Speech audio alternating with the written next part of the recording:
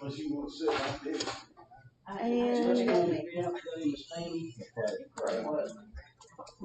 Who's gonna be out? Jeff and Brandon, Clay. and Miss Fanny's got the flu. What's the key? he rolled. You get the white ball shoes on? Got a little blue ribbon in there? You keep wrestling high.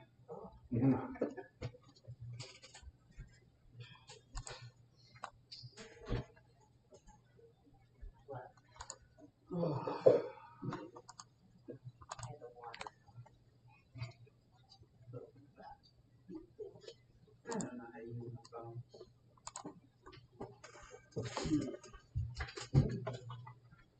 I can't get it to take my login for PowerPoint. I don't know.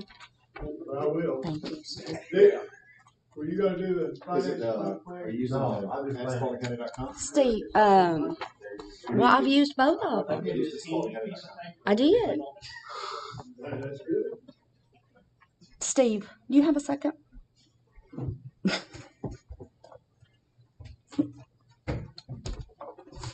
Move that over here.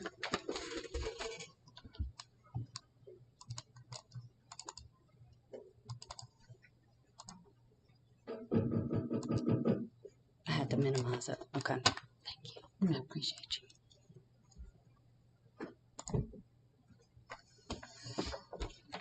But I don't want it there yet. How do I get back to the...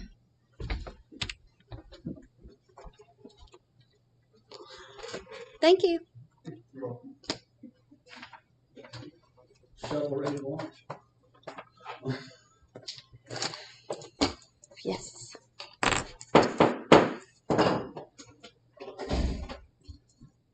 Good morning.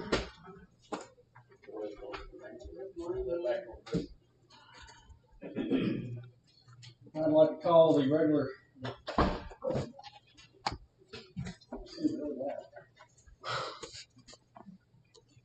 Spalding County Water and Sewerage Facilities Authority. regular meeting.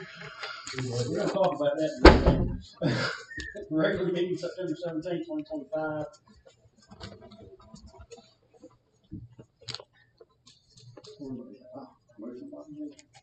We get a motion to adopt the agenda. No, amend the agenda. Amend. Well, Mr. Chairman,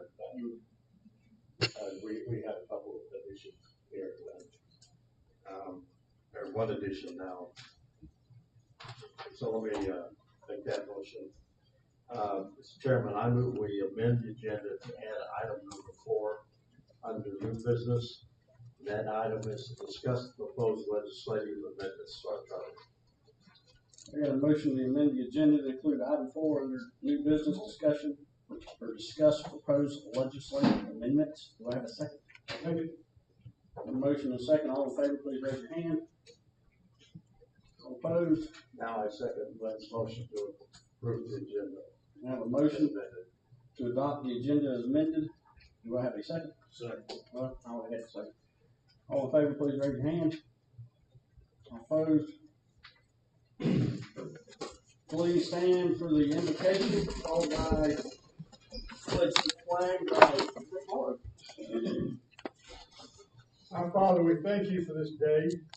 We thank you for this opportunity to serve our community. We ask that you would give us the wisdom and the guidance to do things that are right for our constituents and our citizens. These things we ask in your name. Amen. I pledge allegiance to the flag of the United States of America and to the republic for which it stands, one nation, under God, indivisible, with liberty and justice for all.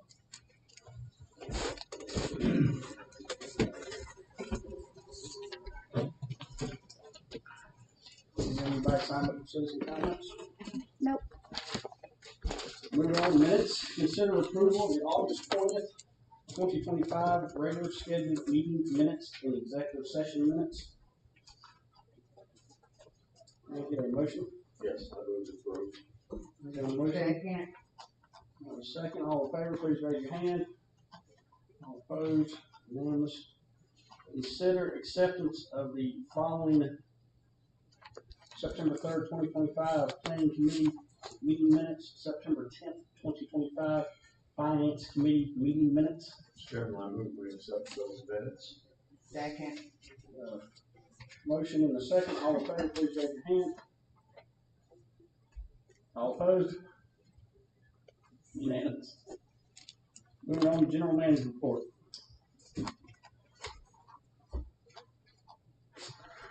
Joseph, take us away. So looking at the historical trends, everything is on track. Nothing to report out of the norm. Moving on to kind of a deeper dive into the different metrics, I will highlight the fact that our fire hydrant maintenance schedule activities are back on track. We are slated to finish before November of this year. When we start and when we look at the water sales, we are down for the fiscal year, but when we look at it versus our budgeted, we're only a couple 100,000 gallons off. So it just looks like July was off to a slow start because of the amount of rain that we received. Meters are down by 6.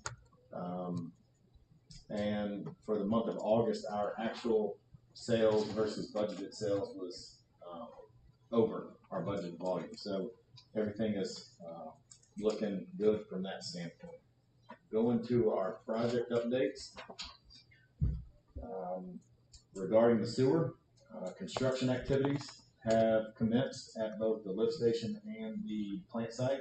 If you haven't been out to the site, I would highly encourage you to do so. It looks way different. I can tell you that we've had 2 customers or 2 residents on Bailey Jester stop by our office to understand exactly what's going on out there. The 2 residents, their only concern is with the trees that we took down in the front. Their house is completely open, and I told them, I said, let us get the plant built, and then if we can do any screening with Leland cypress trees or whatnot, we have no problem doing that, because obviously we want to be good neighbors with the surrounding. So the treatment plant faces the front of their house? No, but the trees that were there, as you come up over Bailey Jester, that hill, and you come down, they get headlights at night now because we took all the buffer from them. So I mean, we're well within our right to do what we're doing. It's just yeah, we told them we have no problem putting some screening up, but obviously we can't. It's not going to go back to what it was. But the contractors make some pretty good progress. We will be closing the last easement we were waiting on within the next probably 30 days or so. A lead and copper rule update. So, you know, as part of the lead and copper rule, we have until 2027 to make all unknown services known. We started that process on April 2nd this year, and we've reduced the total of unknown locations by 30%. So we've taken 1,800 locations off the list. So what that means to us is every year until 2027, we have to send every customer with an unknown service material a letter saying, hey, we don't know what your service is. We're going to investigate. If you know what it is, you can get off the list. But if not, we'll work you in. So What do you mean, like what kind of pipes they have? Or? yes, ma'am. Yep. Yes, ma'am. Okay.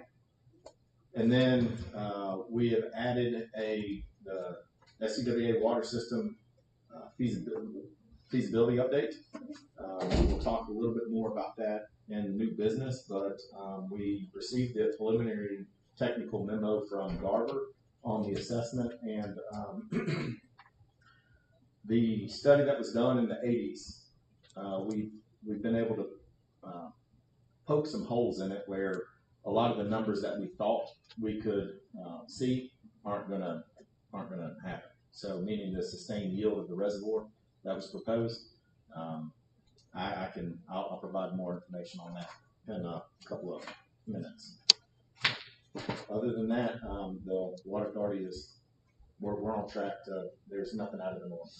So go back one page, the GFA grant, what did we apply for that grant for? So that was for the lead and copper compliance, where we Okay. got paid back, the 120 water, money that we spent to do the original lead service line inventory. It was roughly $60,000 or $70,000. Yeah. And then we got repaid the customer notification for last year. Okay. And that was paid for through the grant? Yes, ma'am. Okay. No further questions, I move we accept the report. I have a question for the gentleman. What is the current timeline for finishing the sewer expansion? It was December 26th. What is it now? Well, it was Q2 of 2026. We're still waiting on the official schedule to be provided to us by the contractor. We're going to start having monthly meetings and update meetings. We're still waiting on that date to be set, but it should happen within the next 2 weeks. I'm anticipating it being December 2026, but I'm still waiting on the updated schedule as the contractor. You have 2 people in the budget. 2.5. 2 of them. Yes, sir. Excuse me for ignoring the half. You have a couple people in the budget, a couple and a half people in the budget this year, I believe, for M&O. Are you still planning to hire those people this year? Right now, we're drafting the job descriptions. We will not put forth we won't advertise the jobs until we have a firm understanding of when we think the start date's going to happen, because we don't need to hire people just to stand around. So I will bring updates to the planning committee and finance committees in the next couple of months, but at this point, we will not be bringing them on in January as we originally showed in the budget. Thank you. We already have some districts, right? Yes, we did. Who currently employ people, right? Correct. Any other questions? If not, I move we accept this report. We have a motion to second to approve. Any other questions? Go accept. Clear to accept. All in favor, please raise your hand. All opposed? Unanimous. Next item, financial report. Consider acceptance of the financial statements period ended August 31st, 2025, as presented by Deputy County Manager. Good morning. Good morning. Good morning. In front of you, you all should have an updated memorandum. I did some extra homework last night and updated some of the numbers for you guys, because the report that I am presenting today is as of June 30th, because the last time that I submitted a quarterly report was for April 30th, but I wanted to give you provide some more accurate numbers for you as far as your cash flow. So if you'll notice on your screen, this is the memorandum that is provided. The total revenue for fiscal year 2025 was $11.6 million, while your expenditures total $11.8 million. As expected, the largest expenditures continues to be the cost of water, which accounts for $5.8 million of the expenditures. Looking at the cash position, the combined balance in your United and Truist operating account stands at $5.2 million as of June 30th. The depreciation reserve remains at $972,325, and the 2015 bond sinking fund as of June 30th remained at $1.1 million. Also note that year-end entries for fiscal year 2025 have not been posted into the system. For the money market investment accounts at United Bank, the total is $12.1 million, and they are currently earning a favorable return. And you'll also notice I have added a new line item for your 2025 series capital improvement account. For June 30th, there was approximately $21 million. You'll see the exact figure on your screen. Charlie, next slide, please. I wanted to provide a little bit of detail on the 2025 capital improvement account.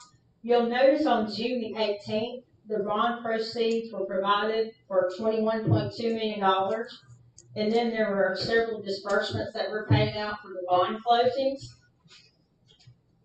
And then there was some interest income that was accrued in both July and August. And then there were 3 more cash disbursements that were made again for the 2025 bond closing. So as of August 31st, in your Series 2025 sinking fund, you guys have $20.3 million.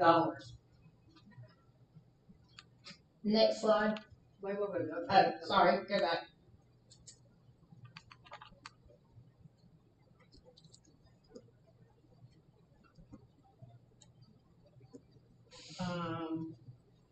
Okay, I didn't get a chance to read out. No, that's fine, take your time. And then this is just a brief summary, again, that I worked on last night. Your revenue bonds, where the U.S. Bank did the transfer or the refund from the 2015 series bonds over to the 2025 refunding escrow account. You'll see that they moved the funds on 6/18, which was $3.6 million. And then there was $817,000 per the closing memo. And then they took off, for whatever reason, a whole 21 cents to make your ending balance on August 31st for your refunding escrow account at $4.4 million. When will those monies be paid out? The payment was made at the 1st of September. Already made? Yes, sir. So those, the 2015 bonds are paid off? Yes, ma'am. That payment was actually made on September the 2nd. I received an email from U.S. Bank, and it was total $4.4 million. So help me understand something. So the 21 or $22 million that was in the bond on the previous page, Yes, ma'am. is this included in that? No, ma'am. So how are we able to pay that off? Where do we get the money? The $4 million was already in the 2015 debt service account. So you guys didn't use the $4 million out of 2025. You already had it sitting in the 2015 bonds. We issued bonds for 25 million. Yes. Oh, because on the other page it said 22. That's what we received from that issue. Right, that was the exact amount of the wire that was transferred into the actual account. The 2025 bond issue paid $4 million that's paid off. We issued bonds for 25 million. Okay, which covered the payoff for the 2015 bond. Yes, ma'am. So what is our entire debt under the other bond? 25 million. 25 million. 25 million. Okay, I got it now, thank you. And the monthly payments will come out just like we had established for the 2015 series. We've already set that up via ACH instead of paper check, thankfully. So it is being wired to them every month. And those are approximately $1.5 million. Yes, sir, they are. Approximately. Yes, sir. Yes, sir. And lastly, I just wanted to report your total cash. And again, if you'll just go back to the first slide, Charlie.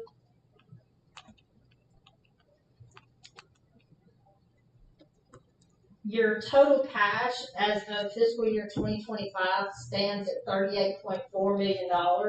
This includes your money market account, your operating account, and then the 2025 capital improvement account. Erica, what is the $900,000 depreciation reserve account? That is for your depreciation that we run every single year. And back in the 90s, one of the boards voted to have that number remain constant, and it has not changed in how many years, Joseph? Is that the $150,000 a month? The $194,000. I think it's $150,000 a year. Yes. A year? Correct. A year. Yes. So that goes back to 1987. Yes, sir. That's in a separate account. Yes, sir. Oh, and there was one more thing I would like to note. At Monday night's board meeting, the Board of Commissioners approved, and Joseph, you may have already told the board members this, about the leasing revenues for the Williamson Road Communication Tower. The Board of Commissioners agreed for the water allocation of $111,000 to be repaid to you guys, the 30%. So I will be moving that money this week into your account, and then from there on, you will receive $960 a month, because currently it's $3,200 a month that we receive for that Williamson Road Tower. Thank you. The 972,000 depreciation reserve, someone voted to keep that number the same? Yes, sir. That In is the what I 80s? was told 2 years ago when I started here I in assume Sullivan that goes County, back that to the the number is, Well, does that number need to change based on inflation? I'm just not really understanding. So that, it's my understanding that that $150,000 a year was, that figure was set based on 50% of the assets on the books at the time that the decision was made. that is correct. That is correct. The So we asset, can change that anytime. absolutely. So Yes. we're in the process of, we have, through the GIS effort, we have identified all the date installed years for every water main that's in our system. And we are trying to come up with a true assessment of what is actually our book value for the asset. If we were to sell it tomorrow, that's the value. But so there's two different values. You have the asset value of the system, and then you have the asset value of the water authority that needs to be reimbursed through the capital improvement fund or the capital recovery fee. So that is actually debt or fees or monies that the water authority spent for infrastructure. So if a developer comes in, Pulte Homes in Sun City, they lay water and sewer, the water system gets conveyed to us, there's a fee, there's a price that we need to carry on because that needs to go into the depreciation amount because now that system is now going to be owned and operated by us. So we're trying to get those two figures. Well, they voted basically to cap the account at 972,320. Am I understanding that correctly? I think it was the No, year. it's not counting. No, it's an annual, just a flat rate for the depreciation that goes into this depreciation reserve account. So what I'm hearing is that when you get all your data, the finance committee is going to hear this and decide what update the depreciation schedules. Correct, and this rolls into the discussion that was had last week during the finance committee regarding the sinking fund or the capital fund for the sewer system. Yes. I assume, Mr. Chairman, that this money set aside was done back in the 80s when I don't know, when the water authority was created and the water system was in its infancy. Well, we're supposed to be putting $154,000 a year back in this Yes, sir. account. And then they decided that number is never going to change. So that they just stopped putting the 154 because if it can't, I'm not understanding this. So No, we you're put the never gonna 150 understand that. You're not, this 40 years. But this number doesn't, the number goes up 150 every year, right? Annually, yes, sir. But Okay, Mr. Johnson and I have spoken about the capital assets before, and he and I are gonna work together to make sure we have an accurate account of all the pipes that are in the ground. And going forward, the new pipes, the new facilities and whatnot, we were gonna make sure we're gonna work together to make sure that they're all listed correctly in capital assets. So they voted to keep the $154,000 a year the same. Yes, sir. Okay, I've understood that. Okay. That's a balance. You know, I remember back when Something's not adding up here. we discussed depreciation 20-something years ago, 40 years ago, whatever it was. They said they were funding depreciation at 50%. Mm-hmm. Well, it was never said it was only the original amount. The assumption was, my point, that changed as the system grew, but I didn't realize they never mentioned it never changed. It was only at the original amount. Well, our finance committee has some homework to do. We are facing that situation now with not a very clear outlook. It's a bad feeling to know that you've been here for 20 years and the same stupid stuff is being done that was being done 40 years ago. Yes, I agree. Because I don't even got words. Well, rest assured that the staff has recognized where the shortfalls are with this, and we put in processes in order to try to understand kind of the data set that we're missing. So we're looking to fill those gaps. Good. Chairman, I move that we accept the financial. That's all I have. Yes, sir. I'm finished. Thank you. Second. I made a motion to accept it. Go ahead, second. All in favor, please raise your hand. Opposed? Unanimous. Moving on to special committee report, planning committee report. Chairman, as our director alluded to a few minutes ago, everybody remembers the water feasibility study that Charlie uncovered from an old box. And Garver was engaged to update that for the potential reservoir out in the Buck Creek. As a result of their work, they discovered that the numbers of water available there were not realistic, and they think they cut it about a half. About half. So the Buck Creek Reservoir would not supplant the city's water supply. So after hearing all that, we had a robust discussion of where else we might go. There's work with other counties and all sorts of ideas out there. So we had a consensus that we agreed to support giving Garver a scope of work for the next step, which is to look at all potential water sources, not just the Buck Creek Reservoir, and give us an overall view of where our future water supply could come from. So that's in new business. Was that discussion about a new site for a reservoir, or that they investigated Buck Creek, and Buck Creek was what was suggested on the plan? Yeah, that was the old one that we found that they looked at Buck Creek Reservoir. They have new, more recent, worse drought data, Mm-hmm. and using that data reduces the yield of the reservoir. So anyway, if we approve this scope of work for Garver, we're going to get the global view of all possible water sources, not just that reservoir. Any other questions? Okay, so but wasn't there some discussion about, because we were looking at the reservoir up at Henry County, and we were looking at still whatever the one is at Heron Bay, and there were Filling up the new buildings. so okay, all right. Let me just wait. Those are all the things we discussed as possible sources.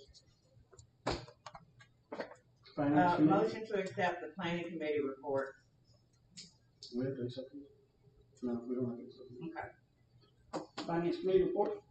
The finance committee did meet, and a couple of items of agenda. One, item 3 is already cleared up, so I'm not going to go on that. That's already done. Erica gave you an update on that, where we're now getting our funds from the telecommunication tower. The direction, the finance committee was given the job of trying to set up a sinking depreciation capital fund, whatever you want to call it. And it turns out we're obviously going to need more than $154,000 a year to cover especially with a new treatment plant coming on at about the cost of $20 million. So Joseph is going to engage with Talis in a rate study to see what we can do. Just on the back of the napkin, just for the treatment plant, we need about $1 million a year in depreciation, because that equipment does have a lifespan. So without even considering the water system, there's about $1 million a year needed for the sewer system. So, and Joseph, I assume you've already obtained that, so I'll let you discuss that. Secondly, we are making a recommendation to the board that monies that are being held by the county be moved over to our account under our EIN number. We have our own EIN tax number. That is a condition that has been made by the bond issuers. They want us to separate our money because we're issuing the bond under our name without the county's backing. So the committee approved the resolution to have money moved over to our own bank. And what does that mean? Tell me exactly what that means. I've heard everybody say it, but I don't know what that means.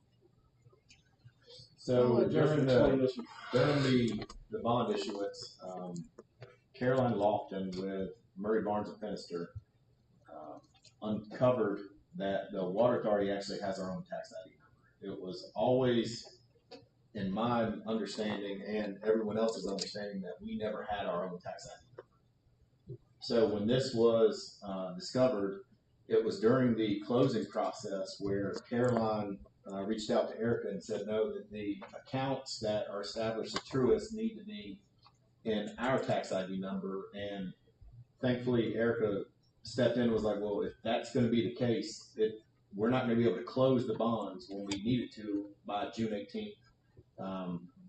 We said, we all agreed that, okay, let's close the bonds as long as the accounts are kind of partitioned out and not part of the Spalding County General Fund. That's okay, with the understanding that once the bonds close, we would go down this road. So now we're going down the road. Okay. So we'll no longer be part of the county's general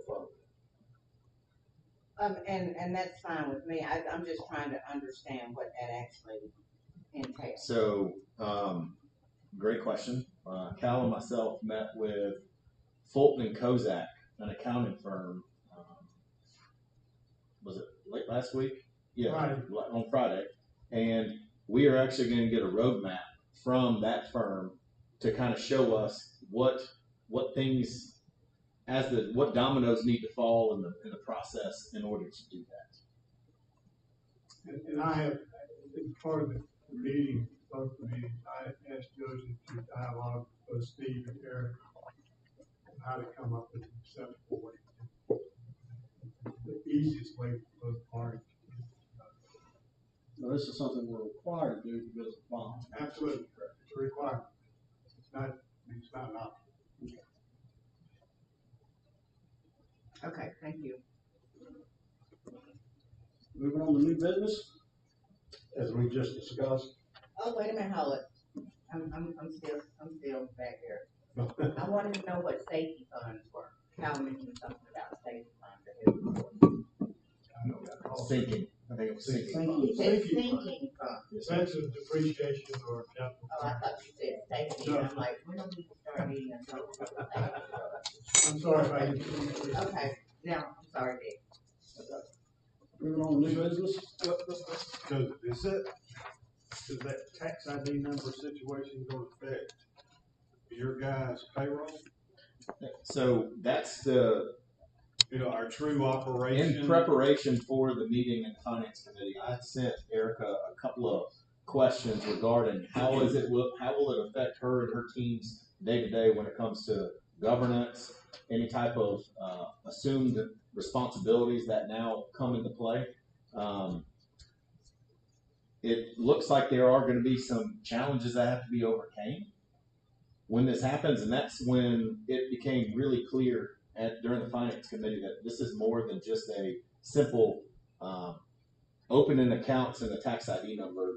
This is going to have a ripple effect. So that's the reason why Fulton Kozak is going to provide us a roadmap and a proposal to help us implement this, because it will change it, not necessarily how our people are still going to fall under the HR, the policy. It's instead of having a Spalding County check, it's going to be a Spalding County water card check. So that there is a fundamental shift. Erica, do you care to say anything, or? All this over tax ID. Well, no, once you change over from Spalding County completely and you have a water authority true checking account, it depends on, like you were talking about, if you're going to run payroll through that entire account. You also have to consider AP, which is coming through Spalding County as well.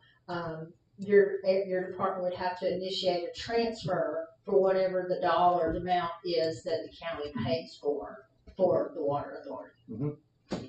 So right now what happens is the county pays our bills, the employees, and then moves money from our account to their account for the reimbursement. So what would Mr. Fulton, the way he explained it to me was, and Cal, and correct me if I'm wrong, but the county would have to submit an invoice saying, hey, this is what we paid, and then we would have to do the transfer to them. Correct. It's either that or the other option is us to put on our entire home finance part. Correct. Right, and I mean, that would be an option too if you wanted to totally not use finance and administrative assistance from Spalding County at all. Well, I'm Then assuming you would creating have our your own own department department. at this state is a lot more expensive. Absolutely. Absolutely. That's why I think it's incumbent upon Joseph to sit down with you and Steve to come up with a road. And Jeff Fulton is gonna give us, from his perspective as a governmental CPA auditor, how to, his best guess is how this should work in the timeline. Yes, sir.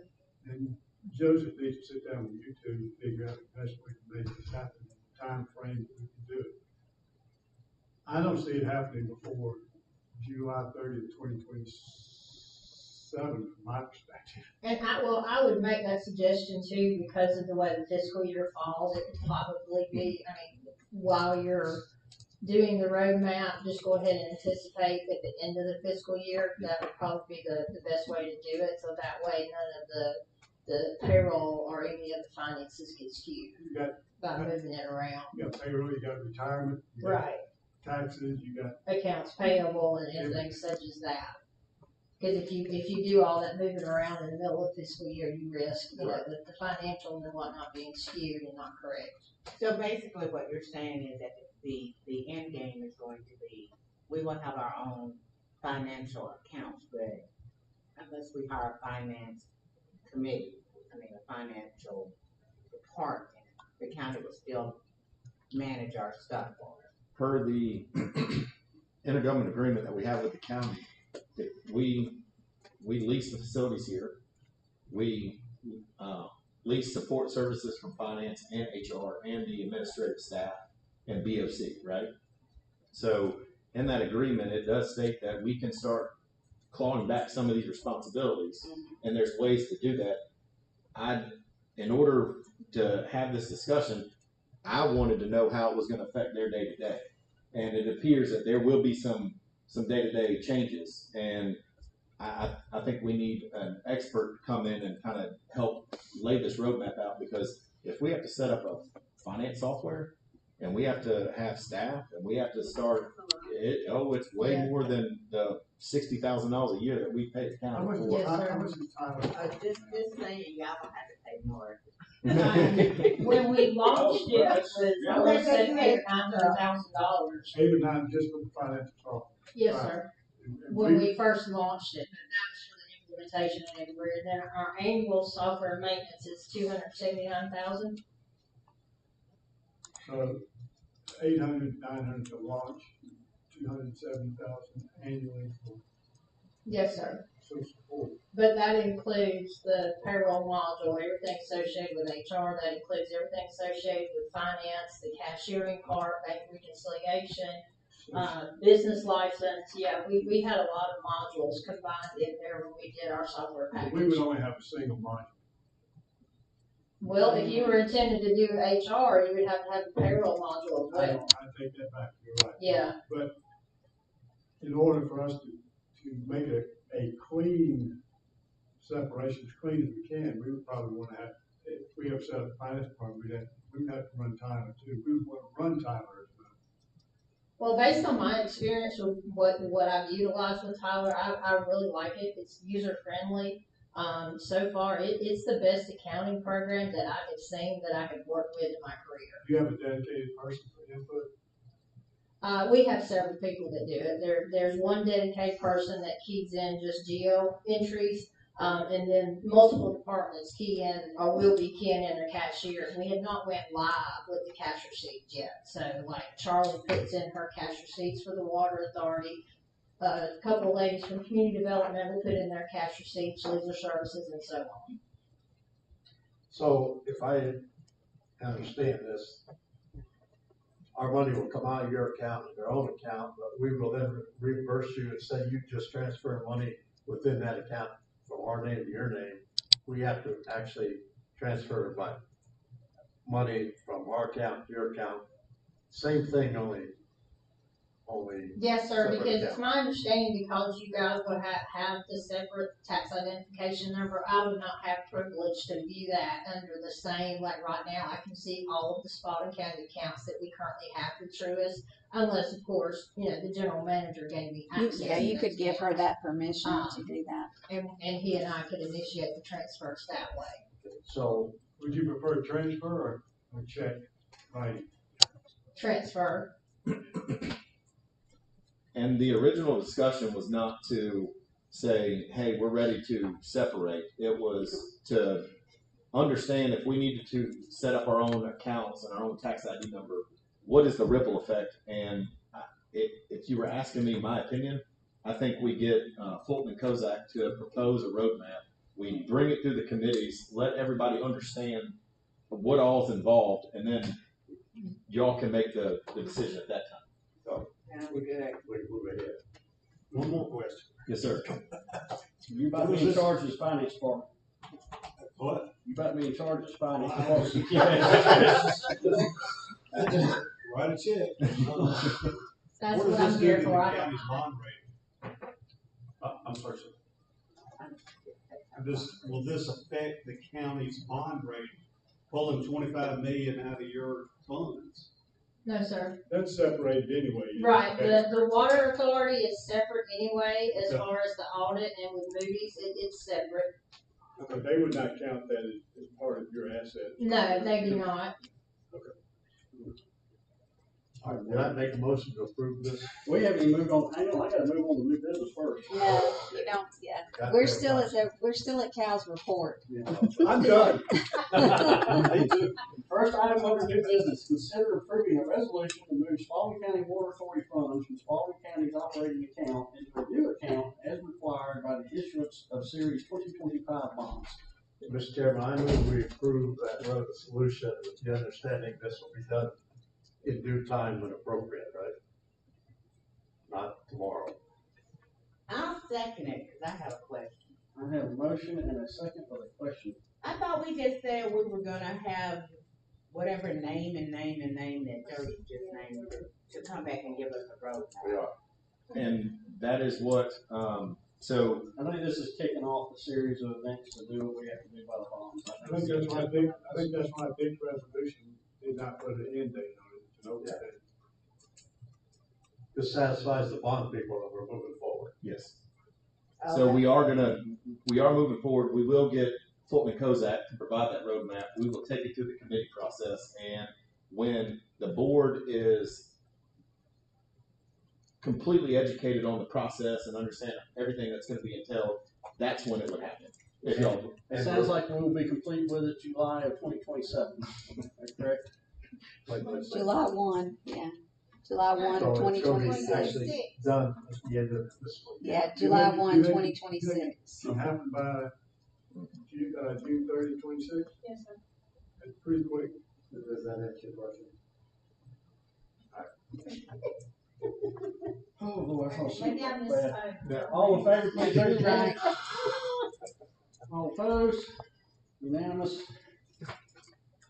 Item 2, consider approval to purchase a temporary construction easement and a permanent sewer easement as more particularly shown on the plat of this easement area across the property of Corey and April North and land lot 113 of the 3rd Land District of Spalding County, being a portion of parcel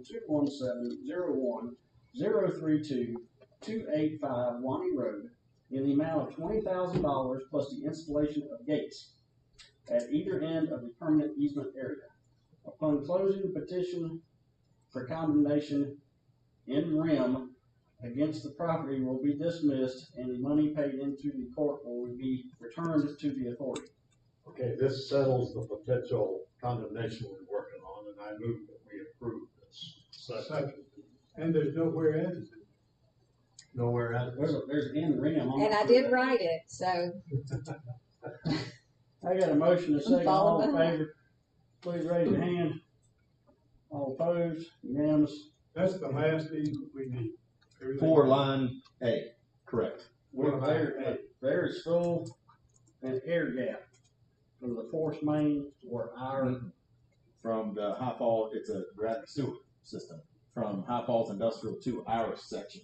oh, that section But is gonna that, be gravity. yes, it's gonna be gravity, but Okay. this is for our line A. All the easements have been acquired. We haven't started line B now. No, sir.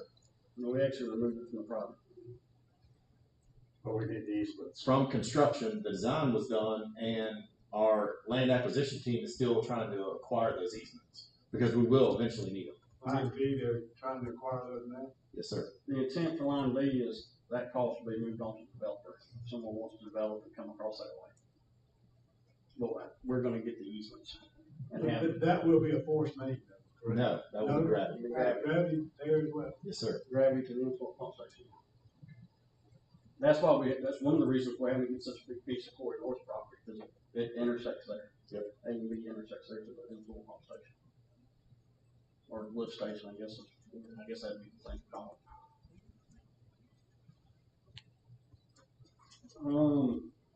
Next item, consider approval of the Spalding County Water Authority, that name is roll off the tongue, water supply alternatives evaluation scope of services in the amount of $65,449 as presented by Garber. This is what I discussed, the greater view of where our potential water could come from, and I move that we approve this. Motion on Mr. Morrow. Joseph, you want to go into what this is? We'll talk about the cost or anything, do we want a second? Second, yes. Second, because I wanna know what, I need a little meat on this. So Garver originally gave us a proposal for roughly $80,000 to perform an update to the feasibility study that was done in 1986 for the county water system. So Garver went in, took a fresh set of eyes. They were going to look at the proposed reservoir location and to kind of give you a geographic location. So south of High Falls Road, between Rehoboth Road and Barnesville Road, the Buck Creek Reservoir that runs right there, or the Buck Creek Basin. So that's geographically located at south of 16 between Barnesville Road and High Falls Road. So the original study that was done in '86 showed the sustained yield of that reservoir was projected to be 8.3 million gallons a day. All right. Looking at current sustained yield using the extended drought of 2008 to 2012, the sustained yield of that reservoir is not 8.3, it's 4.6 roughly. So, seeing that significant reduction in sustained yield, Garver and I both agreed that we probably need to bring it to the board, let y'all understand, because a reservoir of this magnitude, I mean, you're talking 213 acres in wetlands, 250 acres total, 1 billion gallons of water. When you start layering in wetland mitigation credits, you start layering in land acquisition costs, water plant, intake structures, you're probably talking $300 million north of it. So this is a significant project. So knowing that the sustained yield was significantly reduced, you're going to have another water source to augment the current demand. So to give you a picture of what our current demand is today, when you add in the non-revenue water, you add in our average day demand and the volume written off, the broken pipe, we need roughly 6 million gallons a day right now. So what's the projected, because a reservoir would not be finished probably 15 years. correct. So what's the projected need for water? Oh yeah, we would be north of, if these trends hold true, we would be north of 8 million gallons a day. So 4 million gallons a day Only half. inflow ain't gonna fill up the reservoir. Correct, and to qualify that, we told them to look at that reservoir. So you may say, okay, what's the significant reduction? So we used a drought, an extended period of drought from 2008 to 2012. The original study only used 1954. So it used the drought, the worst drought at the time that they knew about. Well, we went into a significant drought from 08 to 2012, and that, using that as the analogous, that's where we get the reduction. So to qualify that, what that means, if the demand for the plant was 6 million gallons a day, using that 2008 to 2012 time period, the reservoir would have been dry for 5 months. At a 7 million gallon a day demand for 12 months. At a 10 million gallon a day demand, we would have been dry for 18 months. So when we started looking at the big picture, we're like, okay, well, maybe this feasibility study was just a shot in the dark where they wanted to get an idea, rough guess of kind of, if we wanted to get into the business, this would be a logical point because the property's good. It's still vacant, relatively speaking. But costs back then are way different than they are now. So we said, okay, well, we've only spent a small portion of that original budget. Maybe what we could do is reallocate the remaining balance, and that is the $65,449. That's the remaining budget.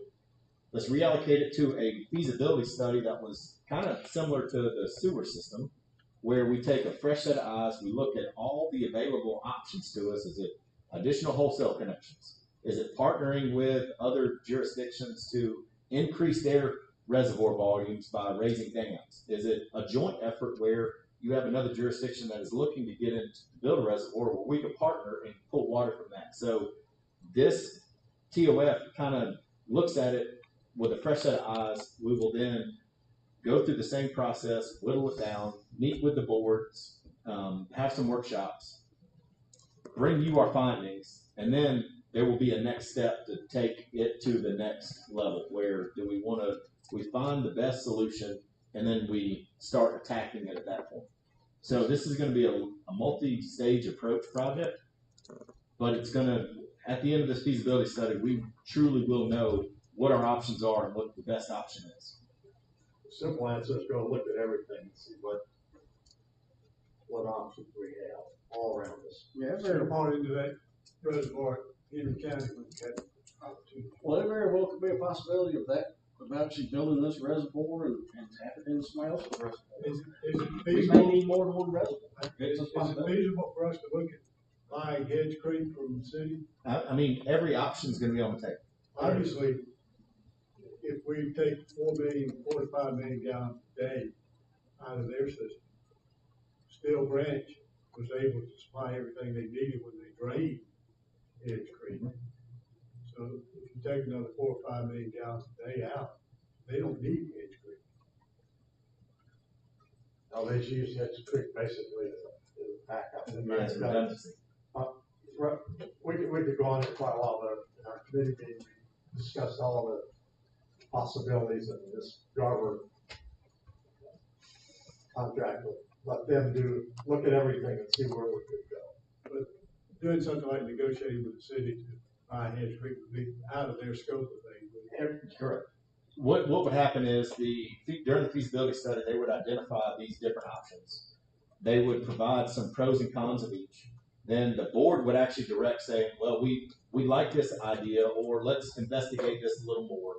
And then the final report is going to take into account everybody's recommendations and then lay out a roadmap of, okay, this is the most financial, feasible way that you can do what So you you want to give do. Garver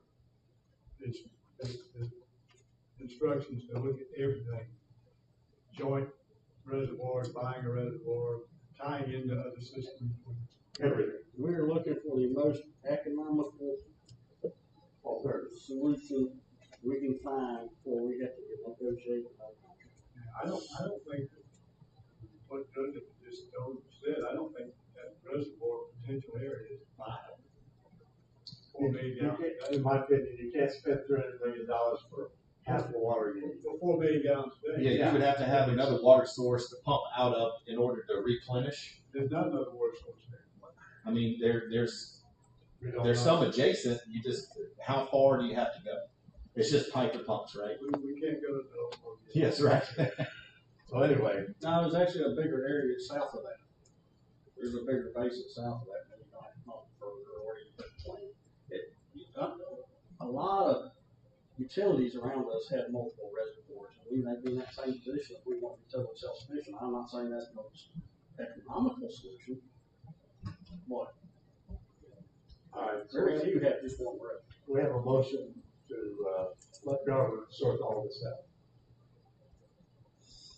And already a second. Yeah, we got a motion to second. Any further discussion? All in favor, please raise your hand. All opposed? Unanimous? Item 4, discuss the proposed legislative amendments. Stephanie, would you like to take this one? Sure. I don't know if you have, do we have a PowerPoint for this? By the way, I'll say, to start this off, that Stephanie did an incredible job, and we were talking to our two legislators, Beth Camp and Karen Maziak, yesterday morning. And she had come up with a long list of requirements for authority that we do not have. For instance, I don't want to cut in there and talk, but we have no authority to fine or stop anybody from dumping into our sewer system illegal substances. We have no authority to go after people for money that owe us. We have all sorts of gaps in our authorities' power, and she had uncovered a whole list of these details that she presented. It was impressive, and we got basically full agreement from both of our reps that we needed this amendment. So where did this request for this legislative change come out of? Did it come out of planning committee? About 2 years ago. I was one of the ones who led the charge on it. Yeah, it's been in discussion for, actually, I think Cheryl Matlock may have begun the discussion when it was realized that the legislation says that you're not to be paid, and you were getting paid, I think, $20 a month or something like that. And yeah, so and there have been a lot of things that have come up over time that need to be addressed. The only changes that have been made to this legislation since it was enacted in the 80s were to make changes to the composition of the board, the number of people that were on the board, and then to add, the last amendment was to add the ninth member, which was to be a member of the Board of Commissioners. And that was actually to be the chairman or the chairman's designee, which has always been Commissioner Flowers Taylor's seat on this board, was as either chairman of the Spalding County Board of Commissioners or the designee. We currently have 2 members of the Board of Commissioners that serve on this board, and one was on the board prior to his appointment to the Spalding County Board of Commissioners to fill the unexpired term of Commissioner Don Hallbaker. And so that's Chairman Davis. And when we were looking at reappointments, it was discovered that the legislation could be read to allow the Board of Commissioners to stack this board and have all 5 of its commissioners serve, and that would take away any power that the authority actually has, and it would put all of it back with the Board of Commissioners. That was quite likely, I think I can say with a fair amount of assurance, not the intention when the legislation was amended to add the 9th board member. That intention was to have 1 member of the Board of Commissioners serve on this board. However, there really hasn't been an issue with the 2, so the changes to the legislation that I have proposed would limit it to 2 members, one which could be for a 6-year term, and the other which would be that chairman or chairman's designee, which is a 1-year term each year. Maybe the most significant change for some in the room would be to change the name from the Spalding County Water and Sewerage Facilities Authority to the Spalding County Water Authority. And I mean, I'm disappointed that Charlie is not wearing a Spalding County Water Authority shirt today, because she almost always does, and I would hate for her to have to change her wardrobe. And as Wade says, or Joseph, it wouldn't fit on the door of a truck. So SCWA, our current logo, current domain, and current website and everything that we have uses that SCWA logo, and it does make sense to change the name So we'd be dropping in. to Spalding County Water Authority. And sewage. Just dropping and sewerage facilities. So that's been the name all along, because we weren't doing sewer. It has been the name We've from not the done very, sewer yet. that's been the name since the 80s, the Spalding County Water and Sewerage Facilities Authority. That has always been the name. So You have to buy a crew cab truck to put the logo on there and still see it at a distance. And we don't really need crew cab trucks. So I just want to put it on one truck. Plus, I don't like saying Spalding County Water and He Sewerage hates to say it. Facilities. It's just, come on. all the water authorities around just say some water authority. Yes. Water authority. Even though they So also do simplify this sewer. Spalding It's, County Water Authority. it doesn't mean you can't do sewer because Henry County Water Authority has They sewer. are, yeah. Yeah, so It's still water. It's just one people. The one issue that came up, most of it was delineating powers to run our business that aren't enumerated in that. Some glaring missing ones, by the way, but one of the issues that started with Cheryl and this board 3 years ago, maybe. what's the pay? Was pay. And our two representatives agreed, and they thought that there ought to be some modest pay for this board. Other water authorities all have some pay. And we have some numbers from other authorities interested. But they recommended that we discuss a potential pay. Right now, we can't under our charter pay members at all. You can reimburse it for expenses, but not for pay. So we wanted to bring up for the board their idea of making this a pay position at some modest level. $2,000 a month. Good.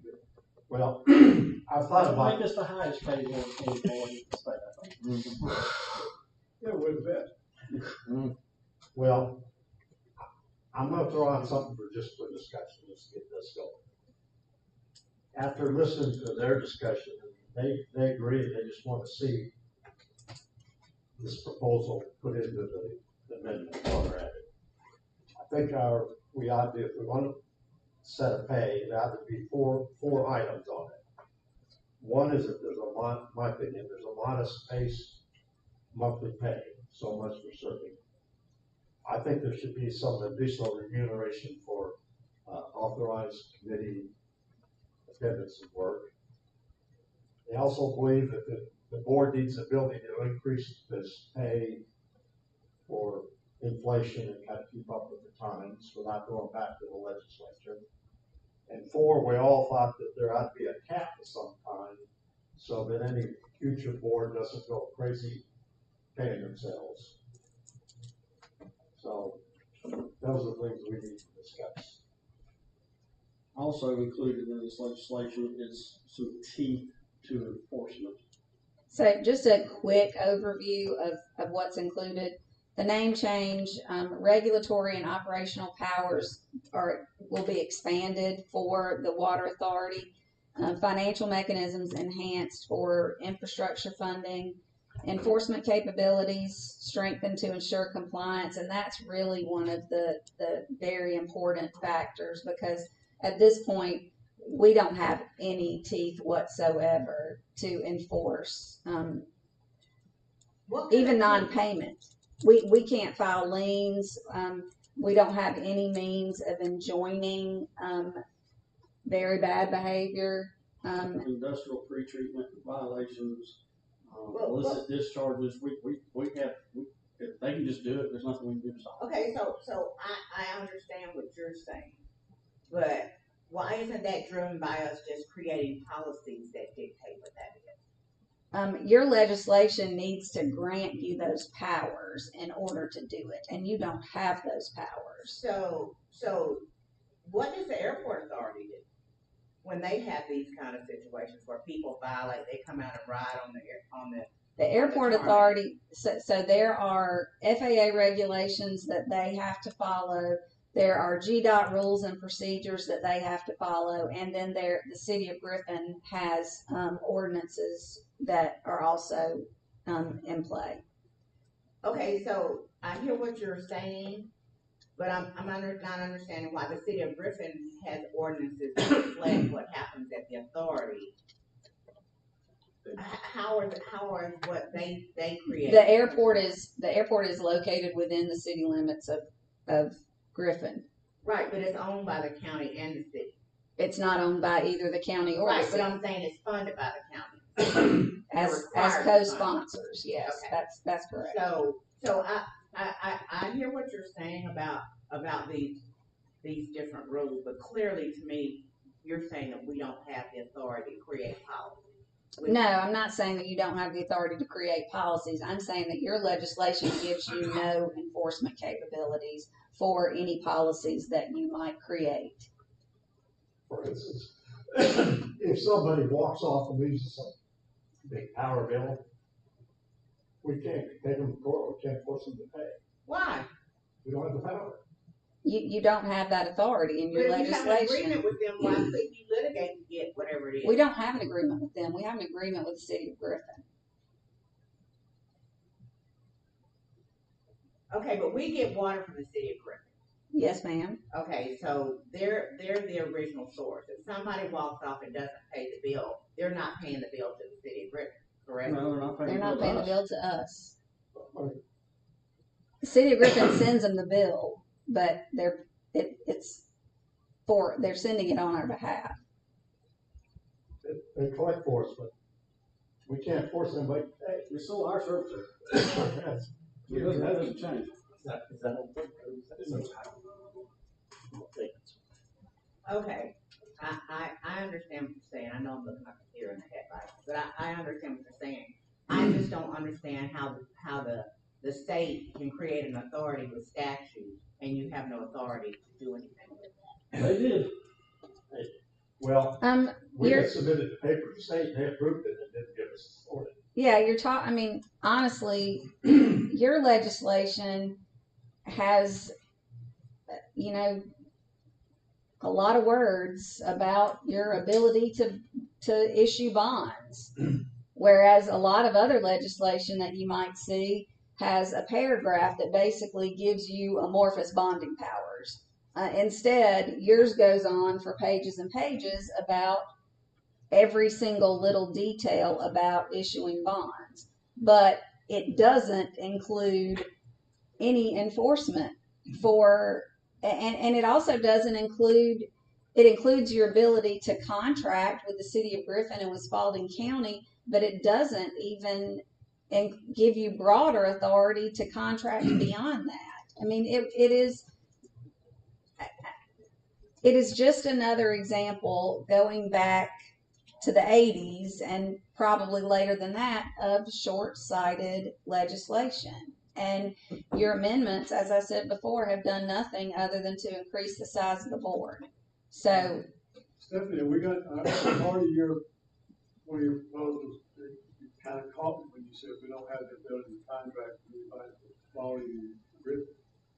We couldn't contract with Henry County Board.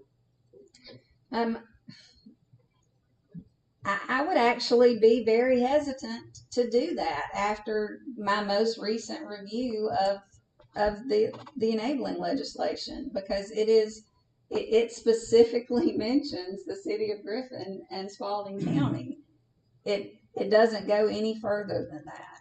I mean, there is some of that all-encompassing language basically to do anything else that you need to do, but you never want to rely on that language as your only saving grace when you have legislation that's granting you specific powers and authority. So it's one of the things you asked them to do is change that wording to allow us to contract with other entities? Yes, it is much broader, and to provide, to explore any other sources as Garver's going to be doing. Garver to do if we didn't do that. one of the changes would basically allow us to do whatever it is or not do whatever it is that Garver suggests in its study that we'd be able to do as far as supplying water. I'm sort of like you, Graham. I was like a deer in the headlights when I heard this. But what Stephanie did is took these general wording power and then specifically outlined what that meant we could do. And having a sewer system now, we have to have some enforcement too. That's not negotiable. We have to have. You know, somebody could pull a line and put out $500,000 of water on the ground, and we couldn't sue them for what they pay. See, yeah, It's just unbelievable. And you have all you can do at this point now is ask Spalding County to utilize its resources for code enforcement to enforce any policies that you might But how come would up we with. enforce it? That's what I'm saying. Are we gonna hire our own police? The penalties are civil, so you don't have to have a post-certified person. Joseph would actually be authorized to write violations, and we could take them to court, either magistrate or superior court. But we also allow for a tribunal, basically, here first. So any appeals would go to magistrate court or superior court. Would you mind sharing the enabling legislation and the proposed changes with us? Because Not at all. I have a very extensive red line that Charlie has. My other concern is that I remember 2 or 3 years ago when they were talking about the $25 or $30 that we were being, some people were getting from the water authority. And 20. I get it. People have to volunteer their time to come here, and in most cases, there's 2 meetings. But this is not a job for. I mean, it's a job for me, but I'm just saying, I'm opposed personally. I'm opposed to having a salary to serve on an authority, just because in this community, nobody else is getting paid. But that's the first thing. Secondly, I think it's appropriate to reimburse people for their transportation or whatever effort they have to go through to get here twice a month or whatever else. And you know, how do you manage that? Because some people show up, some people don't. And the legislation currently says actual expenses. You can be reimbursed for actual expenses necessarily incurred in the performance of your duties. What are those, and how in the heck do you prove them? I mean, is it mileage from? Get a babysitter. Is it mileage from your house to this building and back? I'm just saying. You'd have to complete an expense report. Well, that's right. It's so amorphous. They were arbitrarily get people to pay $20 per meeting for expenses, but I get under this organization. Maybe you got $3 of gas to get there, maybe you got $5 of gas. Well, yeah, I mean, I think that, you know, when you look at it in that sense, I mean, I have to drive to Turin to go to a Three Rivers meeting. They send, if you come attend that meeting, they send you a check for your transportation, which is basically $50 or $60 a month. But if you're driving from Franklin, Georgia, that probably may cover your gas or your time or your use of your vehicle. Well, I don't even know if it's even based on the federal standards for transportation. So how do you concisely figure out what that is? Because the mileage for me is going to be different than it is for him for one. The easiest thing to do is just pay a flat fee. Yeah. Which is what just about every other water authority in the state. What did y'all discover other authorities are for transportation or just for Almost all for salary. For salary, Joseph. What did y'all discover other? They range anywhere from county to county pays $25 per meeting to Macon Water Authority pays $10,000 a year for a board member. Henry County is $12.97, $12.95. Putnam County does not disclose their board compensation to the public. Well, from my understanding from knowing people there, it's about $1,000 a month. Cobb County, not Cobb Marietta, Cobb County Water Authority is $4,800 a year for a board member and $6,500 a year for the chairman. So it's a very wide ranging thing. Now, obviously, you're talking about utilities that are larger than ours for that type of compensation. But one of the things that Stephanie Reps had talked about yesterday was that the compensation could be set by the board by Resolution. By resolution. Yeah, so you wouldn't have to be specific as to the amount in the legislation. It could just be set by the authority by resolution. We also talked about a cap, as Dick mentioned, not knowing what that cap might be. That's up to you. And also the use of the number of customers as an inflationary factor. So you can figure increases based on growth of your system. Steve rattled off a number really quick yesterday morning based off of customer count. I can't remember what that was. 266. 265. And $266. if you stay comparable to the boards around us based off customer count. And if we're talking about what actually happens in this county for boards that do receive pay currently, the Board of Assessors, their members get, I think it's Dick, correct me if I'm wrong, $100 a month plus, and the chairman gets $150, and that's the same for the Board of Elections. And I will say, on the Board of Assessors, this was discussed in some meetings, most all counties around us pay a lot more than $100 a month for Board of Assessors people. The $100 a month, I think, was the lowest of all of them. Does the airport authority get paid? No. I know the hospital authority. The election board members get paid money? They do, yes. $100 a month. I'm gonna throw out something. That's included in their legislation as I well. think my purpose here is, do we want to get paid or not get paid? That's, some of us think you should, some think you shouldn't. So I'm gonna make a proposal just for discussion. I think we ought to have $150 a month base salary. And then $25 for each approved committee, board approved committee meeting, maximum 2. And that would be $200 a month if you went to 2 committee meetings, $150 if you went to none, which is pretty much in line with minimal stuff. And that the pay not exceed 20%.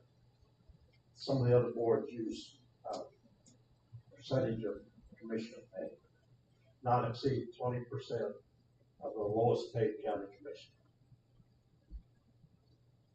I think your lowest paid is $1,200 a month now. But what's your lowest paid county commissioner? It's $1,250. So that'd be $240 a month. No more than 20% of the lowest paid county commissioners. It's some sort of a cap. It'd be 30%, whatever it is, just some cap.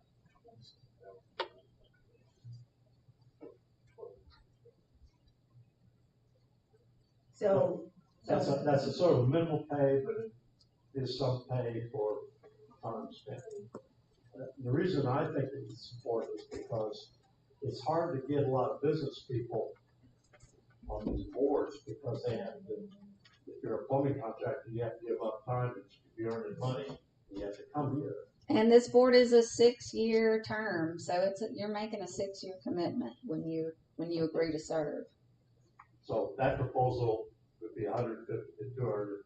And I said at board approved committee meetings, we have 3 formal committees now, but that keeps somebody from coming up with their own committee. It has to be something that's board approved committees. So this item is just for discussion about proposed legislation.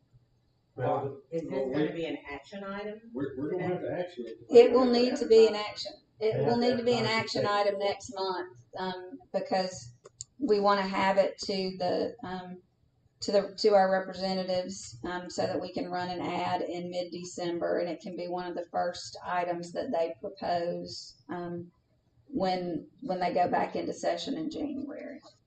So they need this.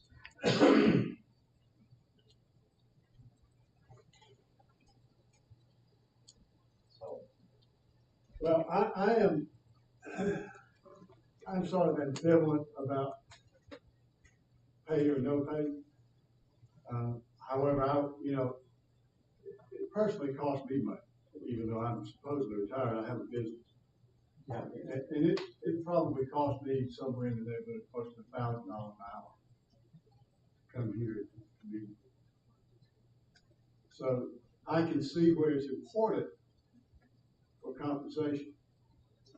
But to modify your proposal for discussion, I think the chairman obviously spends more time here than anybody else. I would like to see the chairman, if we're gonna say the members pay $150, which I would support at this point. I think the chairman ought to get $200. I agree. He spends a lot of time. He spends a lot more time here than you do. So I think the chairman's compensation should be more than members' compensation, because I only come here once a month. I come to the committee, obviously, as well. Wade, I'm sure you're probably here quite a few times a week. I don't know, what do you think? Well, this is my 5th meeting for the month. So, there you go. And you've been at all the meetings, basically all the meetings I've been to, Wade, so. I try to make them all. Yeah, I would think, I think that makes good sense. It's a minimum thing to help close it. Now, I don't think for us, for me or you or most of us, that the extra money is a make or break thing in our All of lives. it is pay taxes on. And guess what, you will, man. I don't personally think compensation is out of This line. one, I guess we'd be 1099. Over $500. You just probably get a W Was two. it over 600? You wouldn't be at 1099 for it. I never have got a 1099 from Three Rivers. That'll be W2. It says W two at the end of the year. Yeah, it would be So so. 150, 25 for each committee meeting, up to 2 maximum, $50 additional for the chairman. Well, if you wanna make that in form of motion, that's fine. If not, then Well, we me don't ask really- this. Let me ask this before we, Yeah. do we want to just submit to the reps the compensations as approved by the board? Or do we want to set final numbers right now? No, I don't think we should set final numbers on the revenue. So what do you think, Stephanie? What's the best way? I mean, I think wording the legislation such that it is, by resolution makes it so that you don't have to come back and amend over and over and over again as things change. You can adjust every year, every 5 years, however you deem. I mean, based on this board's track record, it'd probably be every 30 years. So can we get a consensus to use that wording today so she can start working on this so it'll be ready for the 2 committee meetings? We have it as a regular item at the next meeting so that we can vote on it and go ahead and have it advertised and everything.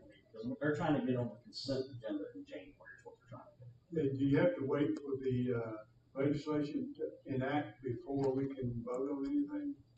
Before we can vote on compensation? No, you would vote on what you approve to send to them. Now, legislative council might make changes to it. I mean, they typically are going to adjust a word or two. Basically, my experience has been they appreciate it if you send them it basically in vote ready format, which is my intention to do. But what my question is, that we could not set a compensation amount until after that is approved by the legislature. No, We couldn't pay it. That's what I mean, you can't do it. no. I mean, you could say you could pass a resolution that would be effective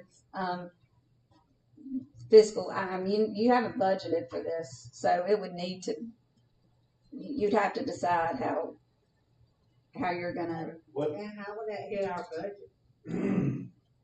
very modest. $200 a month times 9 numbers, $1,800 a month. It'd be a drop in, our water money. Everybody's probably gonna round it off again. And I just saw those numbers out because it's pretty modest and does recommend, does. but the answer to Cal's question is basically no, you could not. You could pass a resolution authorizing it to begin upon the passing of this legislation, but that would be kind of silly. You would, Yeah. once the legislation was passed, enacted. I'd like the full board to be here. Oh, yes, yeah. But if you did a resolution, then I would propose that we authorize the county attorney to propose such a resolution. That's what I'm looking for. And it's the So motion- legislation, it's just I'll the make that amendments to motion. the I'll second. legislation. And you've got the wording there, that's the word. I do, yes. And just so y'all know, one thing that you're gonna see in this red line that you might, that there are some long comments. I know Commissioner Flowers Sailor hates these red lines with the tiny little comments on the side, but that's how you're gonna get this. So there had been some discussion regarding, Spalding County potentially setting aside a millage rate for the water authority. And that actually is in violation of the Georgia Constitution unless there is a constitutional amendment. And for a constitutional amendment, there has to be a referendum. So there would have to be a ballot question. And so again, thinking that we don't want to have to come back and amend this every time something new happens, I did insert language that says, however, if Spalding County ever becomes authorized by an amendment to the Constitution to collect a mill of tax, 2 mills of tax, whatever, for water and sewer projects, that we wouldn't have to go back and amend the legislation. So we were trying to be very forward thinking, and Joseph and I reviewed Henry County's most recent legislation, and Joseph highlighted lots and lots of powers and authorities that they currently have, and so a lot of that went into this, and I'll get Charlie to send you the PowerPoint as well so that you can see just kind of the a breakdown of the powers that we're looking at Just because that's in adding. there doesn't mean you do it, because people have to vote to approve it. Right. Just gives the power to ask for the vote. And It wouldn't be a statewide referendum, it'd be just Spalding no, it'd County just be referendum. Spalding County, yes, just Spalding County. People vote, give us a millage rate. If they don't, they don't. Just, we can ask. And that would have to be initiated by the Board of Commissioners. So do you have, we don't need a motion on this, you have the direction you need to get this ready for the next 2 committee meetings? Yes. No, you don't need the motion. Well, we're trying to figure out how to word it. Trying to get a. Yeah, so I would just rather have all I need is direction. I would just rather have a motion approving the changes to be sent to the legislature with the understanding that legislative council may make some adjustments to the language. Okay, so you got what you need now. Yes, thank you. When will legislative council meet? January? Yeah, it won't go to them until session actually begins, more than likely. But they'll, Council gets ahead of time to go over and make sure it's legal. I thought they said December. that's when we have to run an ad in the newspaper, and so that would be mid-December in order for it to be presented in early January. But we gotta get rolling on it. All right, no other discussion on that topic? Now that everybody's head's hurting. Moving on to other business. The next regular scheduled meeting will be held on Wednesday, October 15th, 2025, at 8:30 a.m. Secretary Treasurer comments? No. General Manager comments? I want to give a little update on the airport project. So I know there's been comments and questions asked if they they meaning Croy or the airport authority's engineers reached out to us regarding utilities. That conversation did happen on September 10th, sorry, last Wednesday. We originally discussed the utilities water service. We're performing some flow tests for them. The question was brought up on annexation. So, depending on if the property is annexed into the city, is going to kind of dictate where water service is pulled from. So there'll be a little bit more discussions on kind of where that goes. I can tell you right now, we have 2 water mains that are going to be impacted by that project, one on Sapelo and one on Musgrove, sorry. That relocation will be the responsibility of the water authority. It falls under typical DOT projects where if the water main resides in an offsite easement, it is reimbursable. If it's within the right of way, it's not reimbursable. So once we understand, we have the flow test, once we understand their needs, we'll need to get a confirmation on annexation, and then we can kind of help them craft a strategy on where they can pull their water source from. Croy Engineering.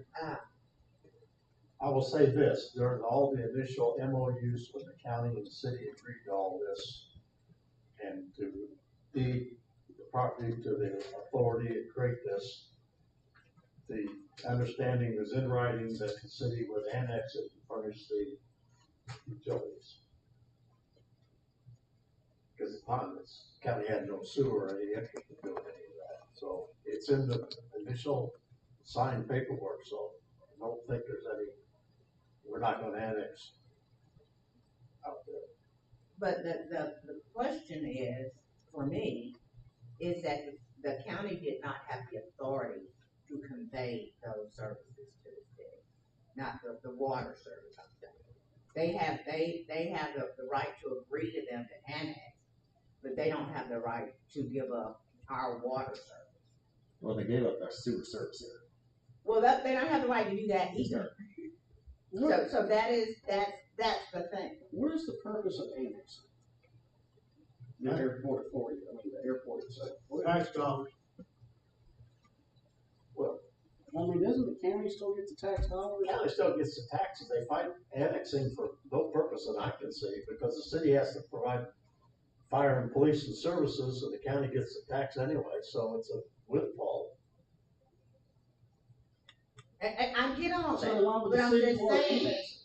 you cannot give away something that don't belong to you. Yeah, I'm not contesting what you said. Yeah, but it's not legal. Okay, if the county's getting taxes and the city has to provide all the services, what's the point of annexing? How is that a benefit to the city? The city can get the property taxes as well. So they're going to get a piece of the taxes. They'll get taxes just like anybody else, so the Otherwise city they get get no taxes and the county get taxes. Well, they want their 40% of So it. they're able to provide the utilities and the infrastructure, and like you said, the lights, and hopefully they'll put lights and police Yeah, protection, and whatever else. enhanced police and fire service. So the But- county, I know this, I'm about to say, I don't know how else to say it. The county agreed to give up 40% of taxes of the airport. No, the county gets its own taxes based on its millage rate. The city gets taxes based on its millage rate. County tax whatsoever. So they have, They're separate. they're adding a bill on top of it or something. They're actually adding more taxes because there will be a city tax now. Yes. as well as a county tax. So it's And not the all county that that is, does. I mean, I think there's no problem with that, because we hope that development will start something. The school My gets point some is taxes. simply being, the city makes the assumption that they can come in and take over water service and sewer service in an area that we haven't agreed to give up. That, and hence the whole thing about us separating ourselves from Spalding County is that stuff like this is being done by Spalding County because there was no challenge from the water authority, or no acknowledgement of the water authority in doing so. So, that's where we are. I don't know how that affects what you're saying, but Well, the only reason why I want to bring that up is because if during the annexation, if the city can request information from us on our water asset, we have to provide them the date it was installed and the cost that we paid. They run a straight line depreciation. They either buy it from us and they take over our customers, or they don't. I just say that to say, depending on these flow test results, we will have a better understanding of exactly where the water service needs to be. Then there'll be more discussions, but the annexation process will come into play. Yes, that is for our water system. Well, sewer service area per the SDS that's currently on file with DCA, that is their service area. Will the city reimburse us for any main have to be moved in regards to annexation? No. If it's annexed, then they buy pipes. But if water mains have to be moved and it is within their city limits, and they don't take over the pipe, no, we're responsible for it. Where does their service area end out? Because I know that when they put the sewer at Jackson Road School, without consulting with the water authority, that was in our sewer provision area. That plant's maxed out. Yeah, but I'm simply saying, when you say that area is in their sewer provision area, it on the other side of the street wasn't when they put the sewer at Jackson Road School. They agreed, the city agreed with the school to do it, and they didn't come to the authority and say, we're gonna run a line into your service area. So that's why I'm questioning when you say their sewer service area is adjacent to that. Yeah, so the city of Griffin has a service area, and then what I'm specifically referring to is the property that has been identified for the airport. I don't know how that land was delineated, but there's a swath that comes down that goes from Jackson Road to High Falls, and then our East Griffin sewer service area that we're looking at doing possible CDBG is kind of like tucked up in between the city of Griffin's two service areas. So we're smushed. And in the planning committee, I will throw it up on GIS and I'll show you exactly where it is. But I just want to say that we have been Troy reached out to us. We're in the initial talks to help them understand and get an idea of what type of water needs they need. More to come later, but I just wanted to say that there'll be some more questions that I have.